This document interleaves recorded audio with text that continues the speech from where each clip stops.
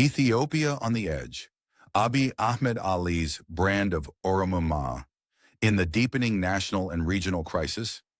By David Ye, Ethiopia now confronts one of the gravest crises in its 130-year history.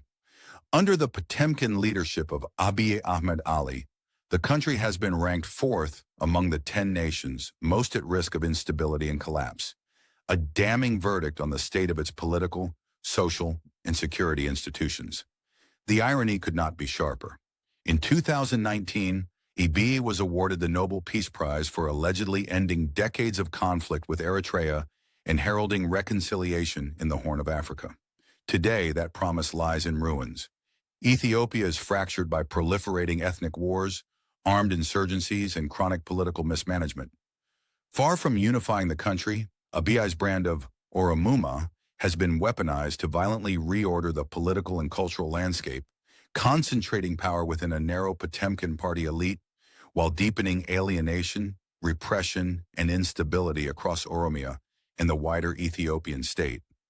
What was marketed as reform has devolved into fragmentation, and what was celebrated as peace has given way to accelerating national unraveling.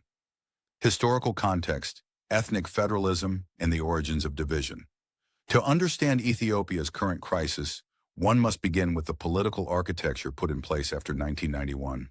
Following the collapse of the Derg regime, the Tigray People's Liberation Front, TPLF, operating through the Ethiopian People's Revolutionary Democratic Front, EPRDF, introduced the 1995 Constitution, which institutionalized ethnic federalism. The country was reorganized into ethnically defined regional states, nations, nationalities, and peoples, ostensibly to empower communities that had long been marginalized. In practice, however, this system functioned less as genuine empowerment than as a sophisticated divide-and-rule mechanism. While it granted formal recognition and representation to multiple ethnic groups, it also entrenched ethnicity as the primary axis of political life. This arrangement enabled a minority TPLF elite to dominate the state, centralize power, and siphon national resources, while fostering competition, grievance politics, and centrifugal tendencies among the regions. A key instrument in this strategy was the creation of satellite parties within the EPRDF to counter the influence of the Oromo Liberation Front, OLF, led by figures such as Lencho Letta and Dawood Ibsa. The TPLF helped establish the Oromo People's Democratic Organization, OPDO, formed largely from Oromo prisoners of war captured by the EPLF and TPLF. The OPDO was led by figures such as Kuma Damsa, Taya Teklemariam, and Abdullah Gamada, Minasi Woldejorgis. Though presented as an Oromo representative force, it functioned primarily as a subordinate arm of TPLF power. After Abiy Ahmed's rise, the OPDO was rebranded as the Oromo Democratic Party, ODP, under Lemma Magersa and Abiy himself, and later became the core of the Potemkin Party. In substance, however, little changed. The ODP did not dismantle the TPLF system, it inherited it. Ethnic manipulation, centralized control, and large-scale corruption persisted, merely under a different label. Over time, ethnic federalism hardened divisions rather than healing them. Oromo, Amhara, Sidama, Walaita, Hadia, and other communities gained nominal recognition, but they were locked into cycles of rivalry and grievance while real power and wealth remained concentrated at the center. Under Abiy's tenure, these structural fractures accelerated. The Southern Nations, Nationalities, and Peoples Region, SNNPR, unraveled, giving rise to the Sidama region, the Southwest Ethiopia region, the South Ethiopia Regional State, and the Central Ethiopia Regional State, an unraveling that continues to generate centrifugal pressure elsewhere.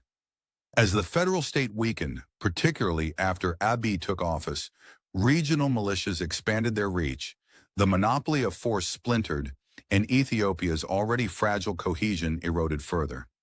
This historical backdrop is essential to understanding Abiy Ahmed's political strategy. Under the banner of Oromuma, a legitimate aspiration for Oromo dignity, equality, and freedom, Abiy transformed ethnic identity from a vehicle of emancipation into an instrument of consolidation. What had once been framed as liberation was repurposed into a tool for sidelining rivals, restructuring power, and aggravating the very fractures that ethnic federalism had already hardened. Beneath the rhetoric of national reconciliation lies a far narrower project, the selective elevation of his own version of Oromuma as a governing ideology, deployed to entrench Potemkin Party Oromo dominance within federal institutions. Far from representing Oromo consensus, this strategy has been rejected by large segments of the Oromo population themselves, who see in it not emancipation, but co-optation and concentration of power. Opposition forces, TPLF, FANO, Oromo Shen, and so on. Ethiopia's internal instability is further deepened by the persistence of organized opposition forces across multiple regions. In Tigray, the Tigray People's Liberation Front, TPLF, retains substantial political and military capacity, exercising de facto influence despite formal ceasefire arrangements. Its continued leverage exposes the federal government's inability to reassert authority and reflects unresolved grievances rooted in decades of ethnic federalist rule. In the Amhara region, Fano has emerged as a formidable militia force, mobilized in defense of Amhara interests, and prepared to confront federal authority when marginalization is perceived. Its actions are tightly interwoven with disputes over power, identity, and territory, adding another layer of fragmentation to an already strained national security landscape.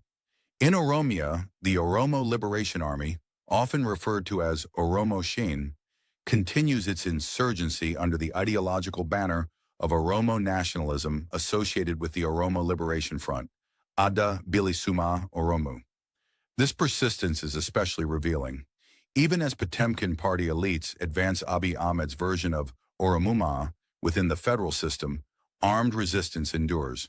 The contradiction underscores both the limits of Addis Ababa's control and the hollowness of claims that Oromo empowerment under the current order has resolved long-standing political and social grievances.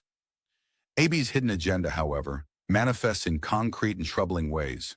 Preferential appointments of Potemkin Party-aligned Oromo officials across the military, judiciary, and civilian administration have become routine, while other communities, most notably Amharas and Tigrayans, dismissively labeled Semitic by Potemkin Party elites, are increasingly marginalized.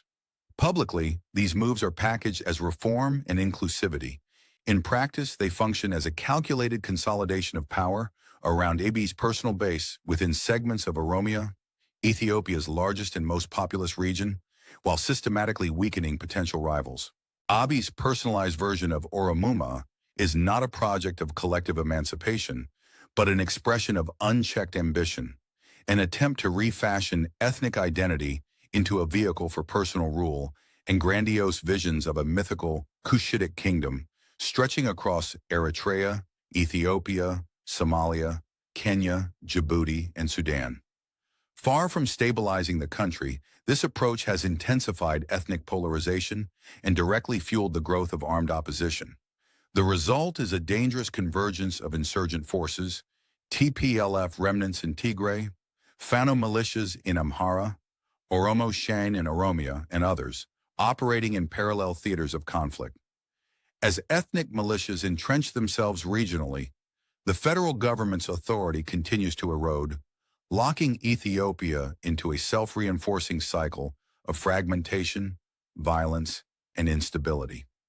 Taken together, these dynamics illustrate a state pulled apart from within, unable to monopolize force, reconcile competing nationalisms, or translate political rhetoric into durable stability. Ethnic conflict and the weaponization of identity. Abiy Ahmed's concealed Oromuma agenda has sharply intensified Ethiopia's ethnic polarization. By selectively empowering a Potemkin Party-aligned Oromo identity while sidelining other communities, he has turned ethnicity into an instrument of political control, whether by design or by consequence. Long-standing grievances, unresolved disputes over land and resources, and chronic federal neglect have compounded the damage, igniting violent clashes among communities, insurgent groups, and state forces. By failing to build a genuinely inclusive political framework, the federal government has allowed ethnic identity to be weaponized as political currency.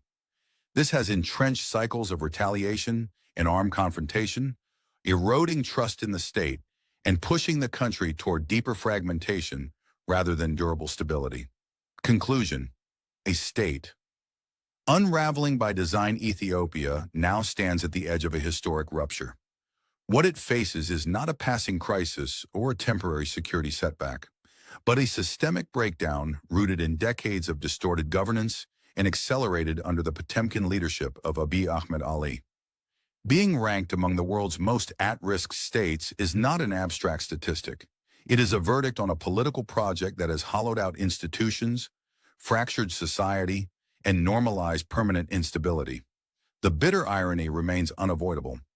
A leader once lionized as a peacemaker now presides over one of the most volatile internal collapses in modern Ethiopian history. The promise of 2018 has been fully exhausted. What was sold as reform has metastasized into fragmentation. What was celebrated as reconciliation has degenerated into proliferating wars. What was framed as empowerment has become exclusion by other means. Abiy's personalized appropriation of Oromuma, divorced from its emancipatory roots and stripped of its inclusive moral core, has not unified Ethiopia.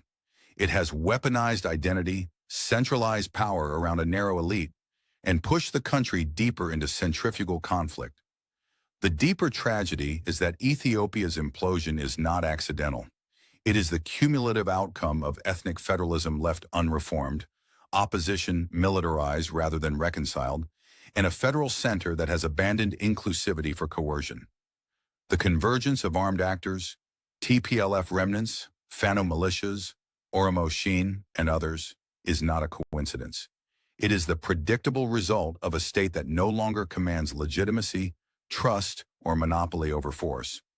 Each insurgency feeds the next. Each grievance multiplies the last, and the center continues to erode. History will be unforgiving here. States do not survive on rhetoric, awards, or mythologized leadership.